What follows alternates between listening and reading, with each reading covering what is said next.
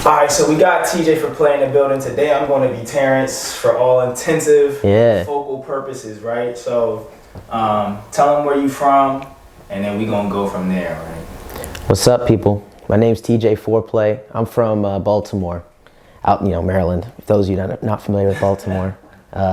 Fun fact, I met Terrence a few weeks back, and it took me maybe 3 weeks to realize that Newports and News meant Newport News, Virginia, which is where my grandfather's from. Same city, everything. And I'm happy you always, throw that up for us, because on the real, that's the reason why I even made the platform that, because a lot of people would just think of Virginia as not contributing anything to basically the mainstream media. We'll call it the culture, because that's what they were calling it when I was like younger and started really building with people. But I'm older now, so I'm gonna call it what it is. And when you think of mainstream media, all we've given it is Chris Brown, Allen Iverson. If you into like production, Neptunes, stuff like that. Hey, I got a list though from Virginia Beach though, man. What you mean? You got the Neptunes, you got Missy and Tim. Right. You got Fay-Z. Okay. You got Mr. Magoo. Exactly. You got a lot from Virginia Beach. Like, in terms of my influences, I love that sound sonically, because Teddy Riley comes down from Brooklyn, right during the New Jack Swing era. Facts. Goes down there, has a studio. Like the story about Pharrell and I always forget the second guy's name, which is bad. Chad, right? I think it's Chad. Right, absolutely. Thank you, because I watched his interview and I can always forget his name. But they were doing a talent competition, and Teddy Riley is like, all right, whoever wins this competition, I'm gonna do a song with them, right? So Pharrell's rapping about nature, science, whatever, and they're making beats. And everybody else was trying to do the Luther Vandross, hit the high note thing, right? So he's like, that's our winner. It's the Neptunes. We're gonna make a song with them. And the song that they made was Rump Shaker. Yep. Pharrell wrote Teddy Riley's verse for Rump Shaker, which blew my mind. He's like 16 years old. Exactly. Wrote the anthem for 1993. And so I'm happy that you gamed everybody, because now we have somebody who actually knows these things that's not from the city. Yeah. And like most people don't know, Pharrell been doing that since a kid. Like, I don't know when anybody got in tune with that, but a lot of the people, like Allen Iverson, like Chris Brown, all of the people that we have, they be doing that stuff from when they young. They be talented and carrying out those legacies and them talents for young. And so that's when I threw myself in the loop. I always understood where that motivation and determination came from, because there's really limited things to do out there. What is some of the things when you grew up coming from Baltimore, like what is your main memories? What kind of, I guess, would define you for who you are today? Like, what do you remember from your past? Two things, and I guess they're both from both sides of my family, would be my grandfathers and the values they instilled in me. The one was a professional baseball player in the 50s, very briefly, like a couple of years. And to hear his stories when I would pry them out of him, because he would never talk about baseball, he'd talk about everything else. But the questions that I'd ask him about his upbringing and what it was like in that era to be my age now, 24, 25 years old, and having people just degrade you and you can't do anything about it but just put a strong face on, I thought really spoke volumes to his character and was something that I wanted to model myself after. My other grandfather became a pastor after living a very different life beforehand. And watching him metamorphosize and change forms over that time period of his life was just crazy to me. That a person can go from one thing to the polar opposite in the same life, and me only see the one side of it and be told about all the things in the past and never hear it before. So the combination of those two are really what I remember growing up, was going to church 9 to 5. Like, I'm not even kidding. It was actually that long, like 9 a.m. What? Yeah. What are you doing there the whole time? It's not just going over the sermons. All right, here's what they did. Right? So the first like 3 hours was Bible study. Okay. Right. So like to go into the Bible, you ask questions, you have a conversation with the person leading the Bible study. That would usually be the assistant pastor that would do that. Then they'd have like an hour of praise and worship songs. That's what I was in charge of. Oh. So that's kind of how all of this started with music. Like a lot of people was probably in church, like Whitney Houston, all them. Like that was always in church was where they started. So I was in charge of like basically running the music for that hour. Like not necessarily, I wouldn't call it DJing. It's not the same thing. It's just, I get you. You know what I mean? It's just like an MC type of thing. And I always had a passion for music in every genre that I could find my hands on, like gospel music, R&B, soul, blues, alternative, rock and roll, everything. Like progressive rock. Like I listen to some weird shit. Because I always look for different. In terms of what? I like when people say that about music. They're like, yeah, music's weird. Like I got into house music at a very young age. My cousin is a house music DJ, so I love watching him work.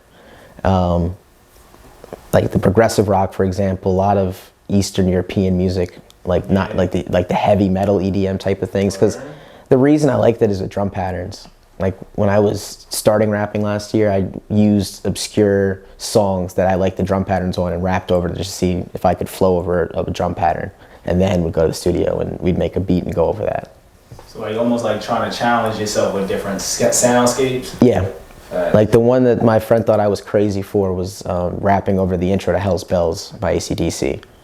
Because the drum pattern in that beginning, I don't know why, but I just started rapping one day hearing it. And I was like, oh, this is cool. I'm going to try to rap over this. And you can only get so far because obviously when they start playing the guitar and singing, there's not enough headroom for you to do anything anymore. Oh, I get what you're saying. Like an actual song starts coming on. I get it. Right. But back to answer your initial question, I would say my two grandfathers really are the things I remember fondly growing up, and definitely both molded me into what I'm doing now. Nah, I mean, shit. I'm happy you segued me right back. You did what I was about to do. Like, well, so going back to the initial questions, right? So I'm happy you did that. But you was dropping a lot of interesting things in there anyway that I wanna pick apart and really dive deep into. So a lot of things that I'm hearing from your development in music is, or I guess like what, adding some versatility, like being a little bit more standout. What made you go away from being in the church the way that you was? Like, why didn't you just stay there and be like Kirk Franklin or like, I don't know any other, church Christian musician kind of people? Shouts out to all the Christian music. Sure. But I don't. Well, because I'm of the belief that when you force somebody to do something, they're either going to accept it or run away from it. And so you ran away? Yeah, absolutely. Oh, okay. Absolutely. Yeah, because it was something where even as an 8-year-old kid, there were things that I didn't agree with that I wasn't allowed to have a say in whether or not I agree with them or not. And that to this day is still an issue, which is why I kind of walk on eggshells when I think about it. But is what it is. I mean, that's life. Like, so then what did the other part influence you with? Like you said, standing, is that where the kind of standing in your own truth come from? Partly. It's that, but I've always had the mindset that I just know it, I'm different. And I've been okay with that. It took a while to get to the point to accept it, because I never in my life thought I'd be rapping, ever. And then I watched, it was about a year ago, I watched a TED Talk from Kid Cudi, but it was as himself, as Scott Mescudi. He was talking about following your dreams, pursuing your passions, regardless of what people think of you. And I don't know why, but watching it, I was like, I want to go home and write. So I did. I went home, wrote a song, went to the studio, because I had a friend that I knew had a studio in Jersey, and went up there. And, I guess the rest was history, because here I am now continuing to do this, and at the point where I finally understand what I want to do. I mean, if anything, the one thing that brought me to music is the idea of trying to figure out what my form of expression or what like my outlet in life was going to be as well. So I really relate to that part too, because it's like, it's not easy to find expression. Shoot, that's honestly why I made the platform in the first place, because it's like, you don't feel like you can talk your shit and really get what you feel out of you. It, like you said, it almost kind of feel like you gotta like bust out or break out or escape from your environment. What are some of the main things that you do now? You say you rap. Is there anything else that you do that people can learn about you outside of being an artist? Oh yeah. That you do to have like a form of expression or an outlet? Yeah, so I mean, that's half of it. I mean, I really want people to know either me as an MC or me as my other passion, which is broadcasting. I love doing sports broadcasts, like play-by-play. That's my other, everything. Football, basketball, everything. Hockey, baseball, all of it, yeah. That's why a lot of, I don't know if you pay attention, but a lot of the lyrics in some of my songs are sports references, because my brain is like all music, lyrics, sports, random knowledge, encyclopedia stuff like that people don't need to keep in their head, but I do. So when you made that bar about shooting like 23, talking about Michael Jordan? Yeah. Well, it's also play on numbers as well as words. Exactly. 6, 4, 5, 2, 3. That's all I thought of initially. Yeah. Okay. Yeah. That's another example would be in He Can't Rap. where I say my blues went from STL to LA Rams and know more about sports than that mofo Shams. Yeah. Oh, LA. Yo, you know, it's so crazy because whether it's Washington football team, That's right, or yeah. LA Rams, I'm not all the way in tune with sports like the way I used to be. So it'd be hard for me to remember, like, oh shoot, they are the LA Rams now. That's crazy. Mm-hmm. You know what I mean? So where I have two questions that pertain to like just a little bit more about your inspirations, right? Yeah. Where do you see yourself in like your career going? Because you said you started in May, right?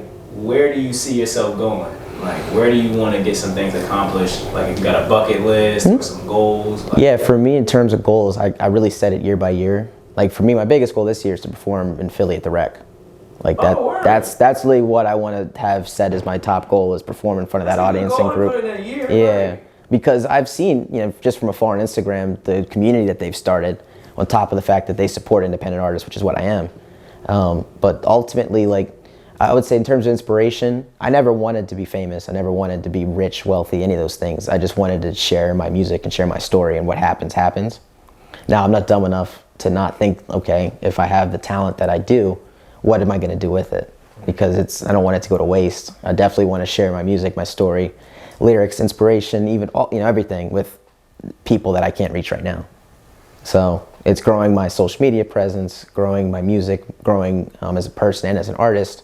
All of those things lead to making those connections and meeting the people that help me move up in terms of getting more of an audience.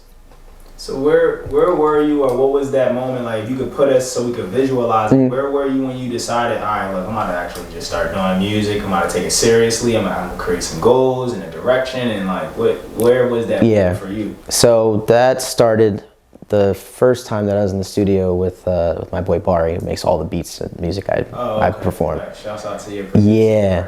That's like I said. I mentioned Missy and Tim earlier. That's how I like to joke around. He's Timbaland and I'm Missy Elliott, because I can't get him to come out to anything. No, and I'm the one that comes out. No, he's in the lab making. I'm telling you, his stuff is foul. He's in the lab cooking all the time. I'm the one that goes around face to face, makes connections, and meets people and tries to bring them back to the studio. Be like, yo, we got to work with this. Got to work with this. So that's one of the things I love about being here, is already the connections I've made with Altruistic Vision. Shout out to them. Those people are insanely talented. Reek, Spliffdelphia, all of them. Just mad talent here. But in terms of the inspiration, I think the one thing that I look back on is like that moment was the first time we heard something that I recorded. Because when I went to the studio, I was already making excuses for myself and telling him like, hey, like, I don't know how I'm going to sound, but I would be a great I've never, well, it wasn't even that. I'm used to the sound of my voice from the broadcasting thing, podcasting. So I already knew like, okay, my voice is a little bit different from normal people. It's higher pitched, it's kind of raspy. I'm like, oh, this could work. And I hear it over the beat and I'm like, oh crap. That actually sounds different. Like, and that's what I was going for. I didn't want it to sound like something you've heard before. The flows right now might, because I'm young at this, but I want it to get to a point where you're like, I've never heard anything like that before. Ever heard that before. I like your come up story. Like you said, you're trying to do something different, but like you said, you recognize where your room to grow is. That's where all hard work will always outdo the talent. That's I'm a firm believer in that. Like, people come with, you know, they have to have a family that support, and you want to give them all the outlet, super talented, and then they'll let that talent kind of go to waste because they're already afforded the opportunities and the looks and the hand claps and stuff. I'm a firm believer, and I always like to invest in the people that are working the hardest, because I'm like, those are the people that go the farthest. Yeah. You know what I mean? So I like that. I like your epic story. I don't want to quote the wrong person. I think it was Kevin Garnett that said that. He said that hard work beats talent when talent fails to work hard. Yeah. Every time. Yeah, like that's I live by that. That's how it works. Like, even when I don't want to work, I'll be like, you have to, put something in the gym, right? I mean, like Mike Tyson did not get not become one of the greatest boxers just by having the talent of boxing. He worked at it. Yeah, he was a big monstrous dude, but he added some work ethic to it too. You have to. And I totally agree with that sentiment, because it's easy to make something and then people say, oh, you did a good job, and then for you to feel validation and be complacent. But like I enjoy being comfortably uncomfortable, if that makes sense, where I constantly want to improve. Whatever I'm doing is now my new baseline, and as bad as I'm allowing myself to be. Yeah, like we were saying earlier, with challenging yourself with just going through them different soundscapes and different types of music, it'll open you up to be more enduring, you know what I mean, have more willpower to see through the moments when it's not being so comfortable, right? That you kind of giving me good segues. One of the things that I wanted to ask, I ask pretty much everybody this, what kind of pains or struggles do you feel like you've been experiencing, like you said, being uncomfortable? Where are some of the things that you feel uncomfortable in or at, and like what are some struggles or some pain that you trying to like get through in your life? Because I'm gonna clip this one and make this its own little thing, so you can say something that's relatable to your audience. You dig what I'm saying? Oh, I can absolutely tell you what it is. It's my identity. That was the hardest thing to ever grasp. Because I'm black, but I look like I could be something else, right? So my whole life, I grew up in the suburbs where I was the token everywhere I was, the only black kid everywhere. I had like 6 other African Americans in my high school, right? So I was always the kid where I was told that, you know, they see me as a, you know, black person, right? But when I'm with my cousins in Baltimore, it would be the opposite. I wasn't black enough. So I constantly felt like the rope and tug of war, and you're just being pulled back and forth, back and forth, back and forth. And you're struggling to figure out which part of this do I fit into. And it came, you know, it just happens over time. You get older and life, you know, has its ways of forcing you to understand who you are. And it's up to you whether or not to accept it or not. I think that's one thing that people struggle with, is who they are and being confident in who they are. I heard this I heard somebody say the other day that the way you perceive yourself creates your behavior patterns. Oh, like, definitely. So perception is behavior. Yes. You know what I mean? So it's like, so I have a question. Are you black and white, or are you just black? Just black. So that's the thing. That's got to make it even rougher, because it's like you're not even falling actually into this reality of that's what is going on. You're not black. Okay. That's tough. Absolutely. That's real tough. So it helps. It really helps with the writing, because I don't know if you noticed, but I can get into like some really angry writing in terms of lyricism that I go with. You're vocal about your beliefs and your identity. Like, I be hearing it. I like a bar you got where you had dropped something about like the only triggers I pull is LT bars. Yeah. That's one of my favorite bars that you got. You know what I'm saying? Because it's like you say, you take back your identity. I can see it with bars like that. You're like, this is who I am, right? And I ain't gonna be ashamed of it, and I'm not about to try to flex it real hard, like be somebody else. Like you really kind of align it with your truth. Yeah, and that's the whole premise behind He Can't Rap. I know I've only done that song I think once or twice here, but the whole premise of that song is me taking back my identity and saying, oh, he's not the typical rapper that you think of, but I can fucking spit. Hell yeah. You know, like one of the things that you did when you first came here was you rap with no background vocal or recordings and stuff. Ever. And I mean, that's something that I'm super impressed by, because it's like a lot of people, you know what I mean? I've had conversations with people about that. Like, I understand it, but to me it's karaoke. It's not. At that point, that's not you knowing your music. Like, that's why I gotta come here and know my shit when I'm here. You always do. I want to make that evident that, okay, not only does he have the sound, but he knows his music. Like, he's comfortable with it. He knows where his energy needs to be high, where it needs to be low, where my breaks are, where I'm transitioning from bar to bar. All of that is like, you know, not just a performance for me, but it's like a work of art. All of it is the art. You said once you start, like, it's like karaoke. So what I've noticed from studying like famous people or successful musicians or people who got a lot of popularity, once you start doing the clubs and the walkthroughs and the endorsements and stuff, you can get away with not rapping your stuff no more. People just want to see you kind of perform it and entertain them. So like Snoop Dogg can go in there and do doggy style and not really have to rap a word of it, and just kind of vibe out and then hit the hooks, and then everybody's satisfied. I want to word this correctly, because I don't want to put nobody in a weird spot as far as who actually does have their recordings on when they're performing.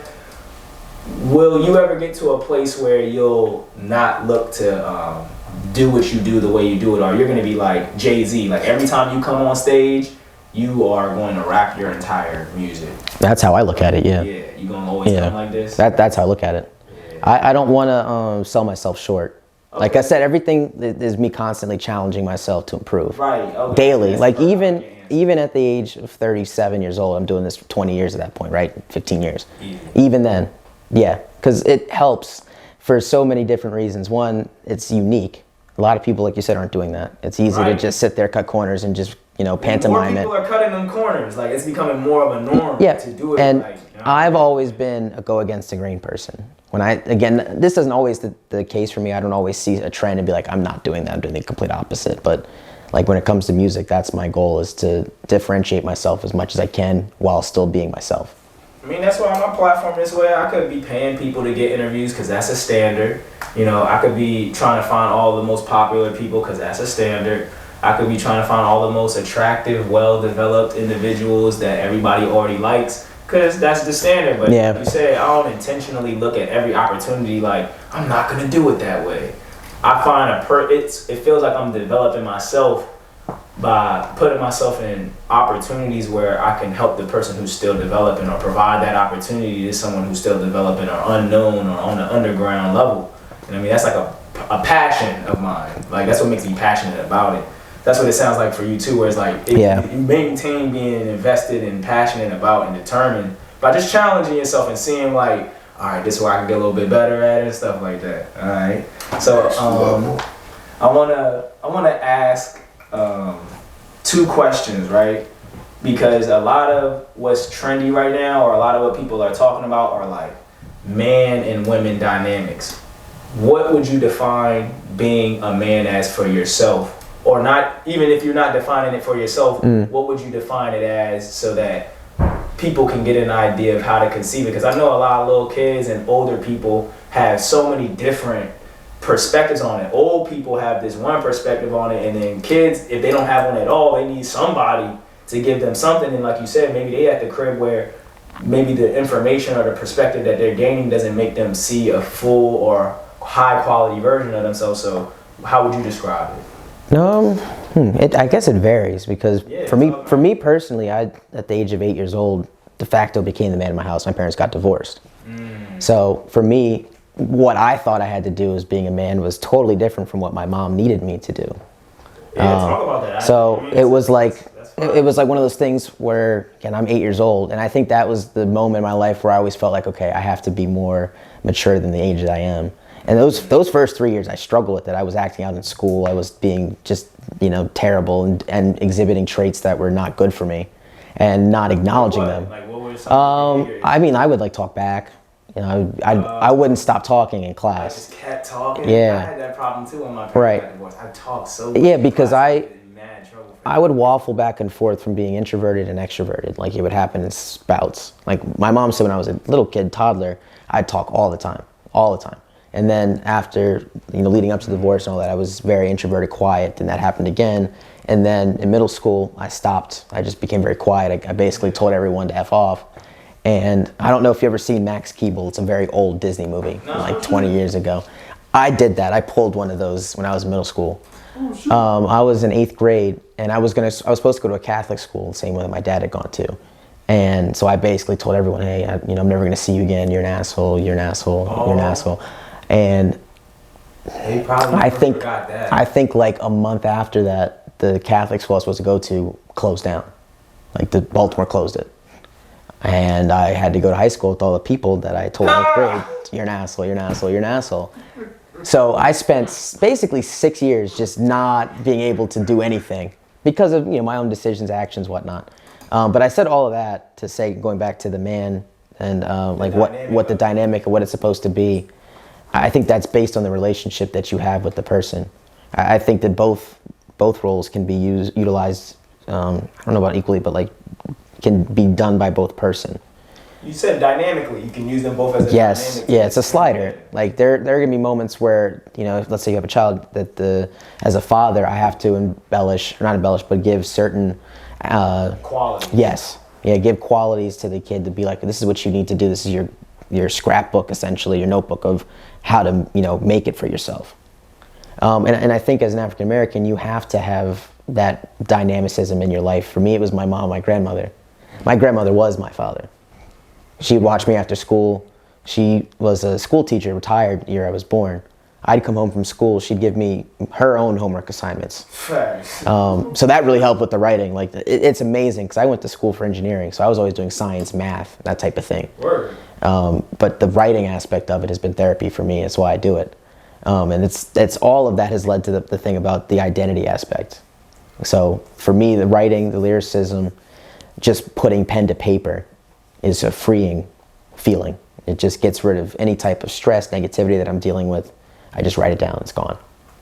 All right, so that gives me another good segue, right? I got it in my notebook where I want to ask about, like, what's your favorite cartoons? You fuck with cartoons? Yeah, absolutely. All right, so give me top 3 cartoons. All right, ooh.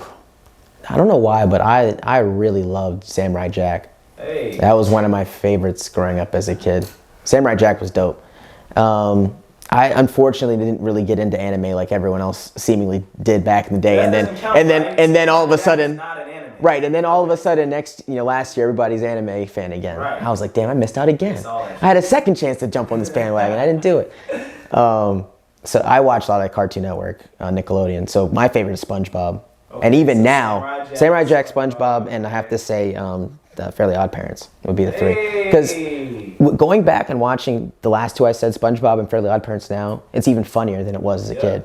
Like Samurai Jack, I go back and watch it, I'm like, oh, okay, I like this because I was a kid. It's cool. It's got action and stuff the kids like.